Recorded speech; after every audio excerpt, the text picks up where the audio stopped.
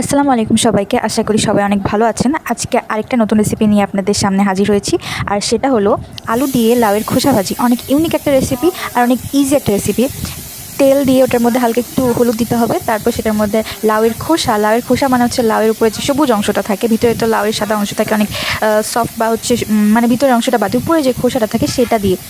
আর বাকি যেরকম করে একটা ভাজি বানানো হয় বা রান্না করা হয়, যেমন হচ্ছে মরিচ বা হচ্ছে পেঁয়াজ এরকম করে দিতে হবে। আপনারা দেখতে থাকুন কী করে রান্নাটা করা হচ্ছে। আচ্ছা, তো এটা অনেক ইউনিক রেসিপি আর ইজি রেসিপি, তো আপনারা দেখতে থাকেন। আর আজকে আমি আপনাদের সাথে একটা ভূতের গল্প শেয়ার করব। ভূতের গল্প মানে এটা কোনো গল্প না, এটা একটা বাস্তব ঘটনা। আমাদের এক ভাই এই গল্পটি আমাকে মেসেঞ্জারে পাঠিয়েছে, আর সেই গল্পটা আমি আপনাদের বা ঘটনাটা আপনাদের পড়ে শোনাচ্ছি। আমি তার ভাষায় গল্পটা আপনাদের পড়ে শোনাচ্ছি। আমাদের ঘরের পেছনে একটি বট গাছ আছে, অনেক পুরাতন। আর আমাদের বাড়ির পাশ দিয়ে এলাকার লোকেরা যাওয়া আসা করতো এবং ওই বট গাছটির তল দিয়ে যেতে হতো। ওখান দিয়ে রাতে যখনই কেউ গেছে, অনেকেই বলেছে যে সেখানে যাতায়াতের সময় মোটা একটা সাপ দেখতে পেত, কিন্তু আমরা কখনো কিছু দেখিনি। নিচে একটি পুকুর আছে, আর পুকুরে তেমন কোনো মাছ নেই, কিন্তু রাত হলে এমন মনে হতো যে পুকুরে অনেক মাছ, অনেক বড় বড় মাছ, সেগুলো পানিতে খেলা করছে বা একদম থই থই শব্দ করছে।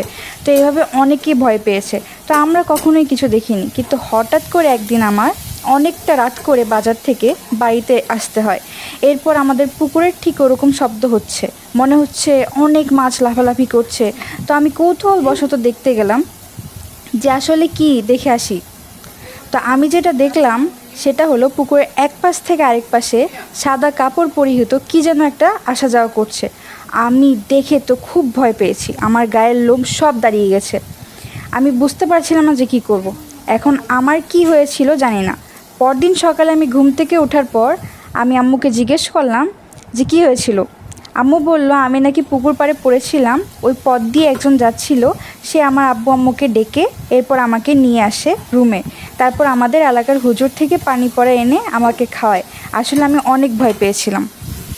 গল্পটা শুনেছি এবং এই গল্পটা আমি আমার পরিবারেরও একজনের সাথে মিল পেয়েছি। এখন আপনারা বলতে পারেন যে এইসব জিন ভূতের গল্প কেন সবার সাথে মিল থাকে।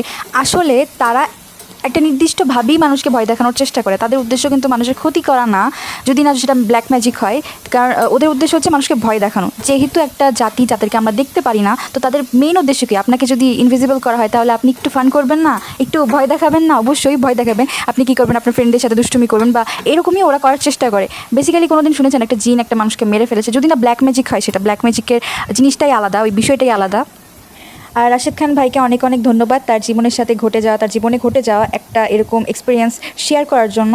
আর আমি বলবো যে আপনাদের আরও যদি কারোর সাথে এরকম ঘটনা ঘটে থাকে, অবশ্যই আমার সাথে শেয়ার করবেন, কারণ এই ধরনের ঘটনা শুনতে আমার একটু কিউরিওসিটি থাকে, অনেক বেশি ভালো লাগে শুনতে। আর যদি আজকের ভিডিওটি ভালো লেগে থাকে তাহলে লাইক, কমেন্ট আর শেয়ার করবেন। ধন্যবাদ।